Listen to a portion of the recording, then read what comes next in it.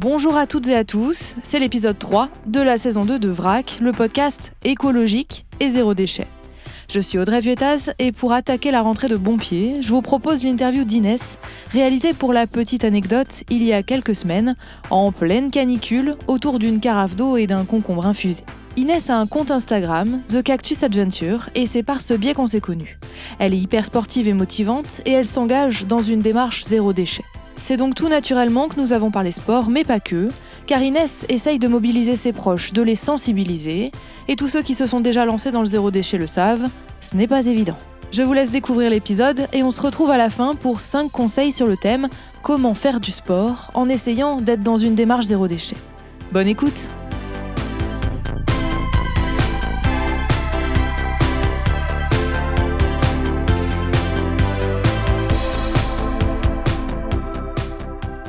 Bonjour Inès. Bonjour. Alors du coup, je suis super contente de te rencontrer parce qu'on se suit sur les réseaux sociaux depuis un petit bout de temps et ça me fait très plaisir de te voir en vrai. Moi aussi. Pour parler du coup zéro déchet. C'est ça. Toi, dans ce que j'ai pu voir, il y a zéro déchet, mais il y a aussi un gros côté sport. Explique-nous un petit peu, toi, ta vision des choses. Alors, moi au départ, j'ai commencé avec le côté un peu écologie, zéro déchet, quand j'étais à Dublin. J'ai fait une année de master là-bas et puis je me suis rendu compte de pas mal d'éléments écologiques graves. C'est le moment où Leonardo DiCaprio avait sorti son film avec National Geographic. Ouais. Et qui m'avait, je sais plus, c'est Before the Flood, je crois. Before the Flood, ouais. Où on voit du coup, si on continue comme ça, ce qui voilà. risque d'arriver, et même ce qui arrive déjà. Exactement, avec des visions et des images assez fortes. Et donc là, je me suis dit, oula, faut vraiment que je me pose sur le sujet, est-ce que ça m'intéresse ? Et à ce moment-là, donc, j'ai commencé à regarder comment réduire mes déchets. Je trouvais que c'était un élément intéressant de la logique, puisque en tant que personne et citoyenne du monde, j'ai la possibilité de faire quelque chose. Alors, c'est peut-être pas grand-chose à une échelle de 10 milliards d'habitants. Par contre, moi, derrière, je peux peut-être influencer les personnes dans mon entourage. Donc, c'est pour ça que j'ai commencé un peu cette petite démarche. Et en même temps, là, je suis sportive depuis toujours. Alors du coup, le sport, ça fait un peu partie de ma vie. Et je pense que c'est important de revenir à soi-même. Le zéro déchet, il faut aussi revenir à soi-même puisqu'on prend soin de soi en prenant soin de la planète. Et le sport, c'est la même chose. Donc, oui, puis tu vas courir dans la nature et mine de rien, tu es aussi aux premières loges, je pense, des déchets qu'on peut voir dans la rue, par oui, terre. Effectivement, ça m'est déjà arrivé d'en ramasser beaucoup pendant que je cours. Je me dis mais c'est pas possible, j'en croise 10 000. Alors soit à chaque fois je prends un sac plastique et je les mets tous 2 ans, peut-être que ça va être ma solution à un moment donné, mais c'est vrai que c'est assez impressionnant, même dans la nature d'ailleurs, parce que je cours en ville quand je suis chez moi, mais je cours aussi dans la nature et même dans la nature je trouve des déchets quoi. Donc c'est assez impressionnant comme fait, enfin je comprends pas. Franchement je suis à chaque fois outrée, je comprends pas pourquoi les gens jettent pas leurs déchets à la poubelle, enfin je me demande ce qu'ils font chez eux.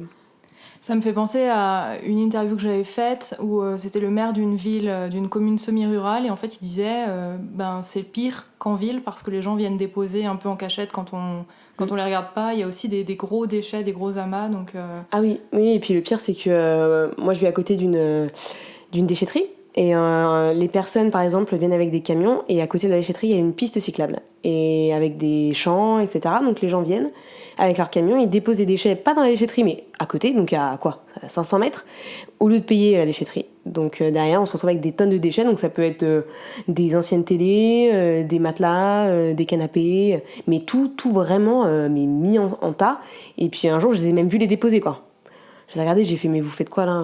Mais bon après j'allais pas me faire agresser par 2-3 personnes qui étaient en train de déposer, mais c'est vrai que c'était assez impressionnant de te dire il y a des personnes qui jettent vraiment leurs déchets juste à côté quoi. Oui, qui n'ont pas cette prise de conscience. Et toi du coup quand tu pratiques ton sport, qu'est-ce que tu essayes de mettre en place pour réduire un petit peu tes déchets ? Alors, j'ai commencé... je fais du sport depuis toujours, donc quand tu vas au sport, tu as toujours une bouteille d'eau. Donc depuis toute jeune, j'avais une bouteille d'eau en plastique, le classique, donc à chaque fois tu la changes au bout de quelques temps, parce que c'est vrai que tu sens que l'eau elle a un petit goût bizarre, parce que le plastique, mine de rien, il se détériore au fur et à mesure. Et ça fait 2 ans, j'ai investi dans une gourde, donc une grosse gourde d'1,5 litre de chez Quetch. Et maintenant, j'utilise que cette gourde-là quand je vais au sport, donc je la lave de temps en temps, mais c'est ce qui me permet d'avoir toujours mon eau avec moi. Et c'est un peu dans ça que j'ai investi. Après, dans ma pratique de course à pied, j'utilise des flasques en plastique. Bon, ça, c'est C'est le seul moyen que j'ai parce que pour l'instant, me prendre une gourde en inox ou en aluminium, c'est un peu compliqué. Et puis après, quand je suis dans les courses officielles, j'essaye de pas prendre trop de plastique, donc de petits gobelets. Donc la dernière fois, j'avais par exemple fait un 23 km, donc l'Oxytrail, et j'avais juste pris une petite bouteille en plastique qu'en fait j'ai réutilisée à chaque fois, à chaque ravitaillement. J'ai pas demandé à chaque fois un verre, parce qu'à chaque fois il peut pas te donner un verre. J'ai décidé que j'allais faire ça, comme ça j'utilisais juste cette bouteille en plastique qui m'aura servi pendant 2h30 tout du long. Alors effectivement ça reste du plastique, maintenant j'ai réduit au maximum, donc c'est pas facile de faire d'être vraiment zéro déchet. Par contre, entamer une démarche, enfin en tout cas c'était mon objectif, et lors de la course j'ai pensé, j'ai fait non, je vais garder cette bouteille, et puis les verres en plastique j'en avais pas besoin, quoi. Tu me diras si tu confirmes ou pas, mais moi je trouve que dans les courses, ils font des efforts maintenant, notamment des verres réutilisables. Là j'ai vu au dernier marathon, il y avait quand même tout un parcours qui était proposé pour éviter justement tous ces déchets qu'on voit, les gens qui jettent au ravitaillement. Toi tu le vois, tu le perçois ça ou pas ? Oui, après, ça fait partie de la course, hein. Il y a des personnes qui viennent pour qui ont un objectif, qui veulent vraiment se dépasser, donc je peux comprendre. Maintenant, effectivement, ils font des courses où même on peut venir avec notre gobelet. Après, il faut avoir le gobelet sur soi. Il faut avoir la pochette spéciale pour gobelet. Mais ça, c'est un truc que je vais peut-être essayer parce que j'en ai plein chez moi, des petits gobelets comme ça. Mais je trouve que c'est intéressant. Et ils ont raison parce que ça permet de limiter les déchets. Et même au ravitaillement, ils mettent des fruits. Donc c'est quand même des aliments qui ne sont pas dans des sachets en plastique. Enfin, en tout cas, je ne sais pas comment ils les achètent, mais ça doit être en gros qu'ils les achètent. Et bon, ils commencent à faire une démarche, mais ça me paraît normal parce qu'au fur et à mesure, c'est vrai que ça fait beaucoup de déchets à la fin d'une course. Ça doit être impressionnant le nombre de bennes, de sacs en plastique qu'ils doivent remplir après. Ouais, c'est assez dingue. Ah oui. Et est-ce que dans ton quotidien, il y a des petites choses que tu mets en place aussi, pas que pour la course à pied, on a évoqué la course, mais il y a peut-être d'autres choses que tu as décidé de mettre en place, que les gens pourraient facilement aussi mettre en place chez eux ? Ouais. Alors moi, c'est plutôt dans ma salle de bain. Dans la salle de bain, donc j'évite, je n'utilise plus de savon liquide. En gel douche. Voilà, fini les gels douche, fini les shampoings liquides aussi, je fais que du solide. Donc j'achète ça chez Day by Day à côté de chez moi, qui est une petite épicerie en vrac, et qui fait j'achète juste le shampoing, et par contre le gel douche, le savon. Je les avais achetés dans un magasin quelconque, mais ils sont franchement très bien. J'ai la peau qui gratte moins, ça c'est vraiment un truc super important. Si vous avez la peau qui gratte, essayez quelque chose de naturel, ça ira beaucoup mieux, je pense. Après, au niveau du maquillage, j'en achète quasiment plus, j'en mets quasiment plus. Enfin, c'est vraiment quelque chose qui m'intéresse moins, sauf quand je sors vraiment de manière occasionnelle. Et puis j'utilise des cotons réutilisables. Donc ça fait, je pense, 3 ans que j'ai pas acheté de coton. Et j'en avais acheté une vingtaine, donc j'en ai utilisé que 10. Et les 15 autres, je les garde pour plus tard. En fait, je me dis, je vais pas en racheter dans 2 ans. C'est quelque chose que je vais réutiliser pendant des années. Et au pire, je les changerai au fur et à mesure. Donc voilà, c'est un peu ce que je fais. Vraiment une routine plus minimaliste. Beaucoup moins de crème aussi. J'essaye d'éviter toutes les crèmes qui sont faites de plein de choses. Oui, de pétrochimie. Voilà. Ouais. Je préfère éviter. Donc c'est vrai que j'utilise des huiles.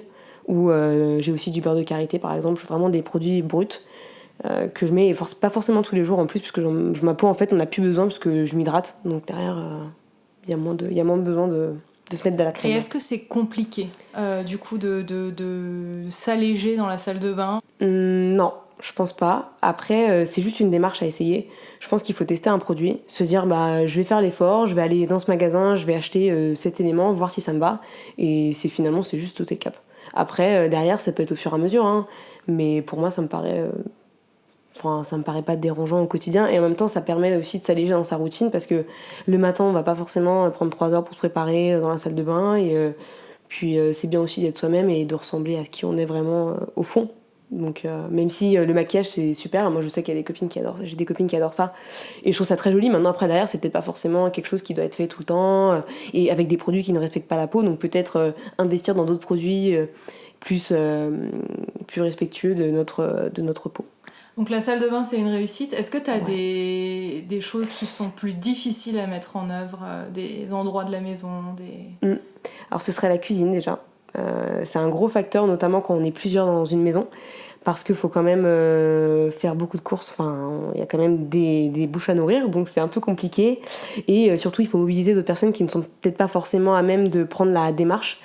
Et par exemple de se dire tiens on va aller au marché, mais au marché je vais prendre mes boîtes, et ça des fois c'est pas forcément facile.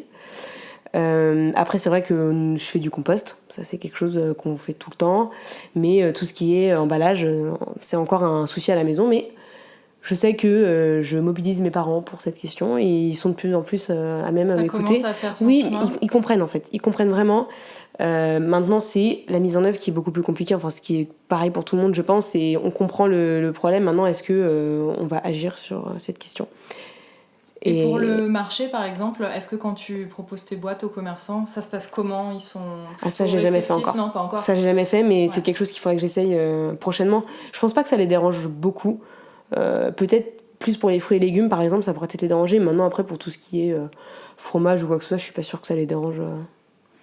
Si je leur explique la démarche, il y a des gens qui sont vraiment très intéressés par ce mouvement et qui sont plutôt curieux, mais pas curieux en rejet, mais curieux en approbation, et finalement ils veulent peut-être aussi rejoindre cette cause au fur et à mesure. Oui, finalement c'est quelque chose qui se fait petit à petit, comme tu disais avec tes parents, ça commence un peu à rentrer. C'est ça. Oui, ils sont... Je pense que tout le monde a une certaine conscience, mais derrière, après, c'est l'application qui... Tout le monde se dit « Ah, c'est trop cher, c'est trop compliqué, je vais prendre trop de temps. » Alors oui, c'est une autre démarche à avoir, hein. C'est pas forcément « Tiens, je vais à Carrefour à 19h45, je vais m'acheter juste un truc et je reviens à la maison. » Bah non, là, c'est prendre son temps. Quand on va dans les épiceries en vrac, elles sont pas ouvertes forcément aux mêmes horaires que des grandes sociétés de distribution. Maintenant, il faut savoir peut-être prendre son temps pour y aller. Même en plus, les personnes qui y sont très sympas. Elles ont juste envie de nous expliquer un peu les produits qu'elles vendent et c'est super intéressant. Elles t'expliquent la composition, où est-ce que ça a été mis en boîte, etc. Et puis après, on se sert comme on veut. Enfin, franchement, c'est une très bonne démarche. Et moi, le Day by Day que j'ai à côté de chez moi, il est vraiment génial. Très, très pratique en tout cas. En fait, il faut reprendre le temps de faire les choses et de pas aller, comme tu disais, vite fait acheter à manger au moment où ça ferme, parce qu'on n'a plus rien dans le frigo, quoi. Voilà, mais je suis pas un exemple là-dessus, donc après c'est pas facile d'en parler, parce que je sais que ça m'arrive d'y aller très tard, et parce que j'ai un travail, donc derrière je reviens, il est tard chez moi, donc j'ai besoin de plein de trucs. Je vais à la facilité. Maintenant, c'est vrai qu'au fur et à mesure, il va vraiment falloir que je me pose la question, et que je change cette habitude... qui est un peu dans la société de consommation où on peut avoir tout de suite, et ça c'est quelque chose d'impressionnant maintenant quand je rentre dans un Carrefour, un vrai Carrefour, parce que moi je vais dans un Carrefour Market donc c'est plus petit, mais un Carrefour, c'est impressionnant le nombre de produits qu'il y a et l'abondance en fait, de nourriture, tu te dis waouh, moi c'est impressionnant. Et pour en revenir du coup au fait que tu aies voulu commencer par réduire tes déchets, juste pour revenir un petit peu sur ça, parce que du coup tu t'es dit que c'était un levier, un moyen assez facile finalement pour chacun d'agir à son échelle, c'est ça? Oui, parce que y a énormément de mouvements qui sont mis en place sur l'écologie. On est prêt, l'affaire du siècle, sur des mouvements un peu plus, on va dire peut-être politiques, avec des opinions qui sont franches. Mais après, nous, dans notre quotidien, on va pas forcément aller manifester tous les jours, on va peut-être pas se montrer sur les réseaux sur cette question. Il y a peut-être des personnes qui n'ont peut-être pas envie d'avoir cette démarche. Donc c'est aussi un autre moyen de se mobiliser avec les personnes qui peut-être ont plus d'influence au niveau politique, et que nous, on puisse agir différemment et peut-être faire changer les choses au niveau des entreprises. On l'a vu, il y a quelques mouvements qui sont mis en place, Carrefour, qui essayent de faire du vrac, etc. C'est intéressant. Maintenant, après, derrière, il faut vraiment que ça suive au niveau des entreprises qui fournissent leurs produits à Carrefour, à Auchan, au Leclerc, etc. C'est vraiment eux qu'il faut bouger et qui doivent mettre en place de nouvelles mesures. Mais en tant que citoyen, on peut le faire... en consommant. Dans sa manière de consommer. Voilà, mais consommer mieux et pas forcément plus cher, ou se rabattre sur des produits de base. Enfin, mais le problème, c'est qu'il y a beaucoup de personnes qui n'aiment pas les légumes, qui mangent pas de fruits, et du coup, derrière, c'est plus compliqué quand on peut avoir des gâteaux, etc., au lieu de les faire soi-même. Il y en a qui préfèrent les acheter. Après, à chacun de... C'est ça, mais c'est pour ça, je pense que c'est vraiment une démarche personnelle, et il faut se renseigner au moins, je pense, au début. J'avais acheté le livre de Julie Bernier, Sortez tout vert, hein. Il est vraiment super bien, donc il explique vraiment les faits et comment ça se passe, et c'est vraiment un livre qui peut être intéressant si on veut évoluer dans une démarche zéro déchet au fur et à mesure, avec vraiment des étapes précises, et pas forcément se dire radicalement je change tout, parce que ça c'est vraiment pas possible, et mentalement on va juste se sentir mal à l'aise et coupable à chaque fois qu'on va faire un achat, qu'on va consommer quelque chose, et c'est pas l'objectif non plus. Il faut quand même profiter et faire en sorte de ne pas perdre de social, et d'être en accord aussi avec soi-même. Si on n'est pas prêt à faire cette démarche-là, on passe à autre chose, et puis on essaye d'y revenir plus tard. Enfin voilà, c'est vraiment une évolution personnelle, je pense. Merci beaucoup. Merci à toi. Merci Inès. J'espère que l'épisode vous a plu. Si c'est le cas, n'hésitez pas à le noter et le commenter. Ça aide bien pour le référencement et ça motive. On l'a vu, dans l'épisode, le premier réflexe d'Inès a été de troquer sa bouteille en plastique contre une gourde. Je pense que c'est le geste le plus simple pour réduire ses déchets au sport. Conseil numéro 2, il concerne l'équipement. On peut essayer de se tourner vers la seconde main et vers la mine d'or Kevinted, même si je ne le conseillerais pas pour les baskets de course à pied. Déjà, parce que les chaussures s'usent selon la foulée, qui est propre à chacun. Ensuite, parce que ça me paraît indispensable d'essayer une paire avant de l'acheter. On ne parle pas de sandales là, mais d'une paire de baskets qui va nous protéger des impacts, des douleurs. Ce que j'ai déjà fait cependant, c'est acheter une paire déjà essayée en magasin, et coup de chance, je l'ai trouvée sur Vinted neuve avec étiquette, je l'ai payée moins 50%, le rêve. Les vêtements neufs avec étiquette peuvent aussi être un bon plan. Au moins, on est sûr que personne n'a transpiré dedans. C'est une affaire très personnelle, il y en a que ça rebute, j'en fais partie. Conseil numéro 3, faire ses barres de céréales soi-même, avec des ingrédients achetés en vrac, et les emballer dans un sirophane ou un biwrap. On trouve de super recettes sur internet, je vous mettrai les liens dans la description. Conseil numéro 4, donnez une seconde vie à vos affaires de sport. Le site Run Collect répertorie les magasins qui reprennent les baskets usagées pour les donner à des associations. En échange, certains vous proposent même un bon d'achat. Conseil numéro 5, le dernier, si vous courez, pratiquez le plogging. Ramassez des déchets le long de votre parcours. C'est bon pour l'environnement mais aussi pour la forme. Vous travaillez les squats. 30 minutes de plogging permet de brûler 60 calories de plus qu'un jogging traditionnel. Vous ne pourrez pas dire que je ne vous aurais pas motivé. Allez, je vous dis à très vite pour un prochain épisode de VRAC.